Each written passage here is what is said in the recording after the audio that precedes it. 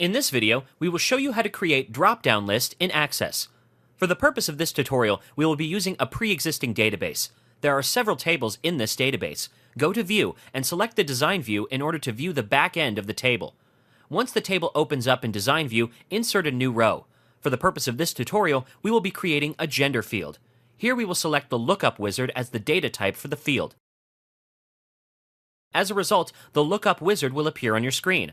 Select the second option that allows you to type in the values that you want in the drop-down list. Click on the Next button to proceed. Now enter the items that you want in the drop-down list. In this tutorial, we are creating a drop-down list for gender. Thus, we will type in male and female. Once you're done adding the list contents, click on the Next button. Once you are done, click on the Finish button to exit the wizard. Now go to the View drop-down button and choose the Data Sheet view. You will be asked if you want to save the changes that you just made. Click on the Yes button to save the changes. When the table will appear in Data Sheet view, you will see the gender field that you created. Click on it, and you will be presented with a drop-down list containing the male and female options that you have allowed for the respective field. In this manner, you can create a drop-down list in Access.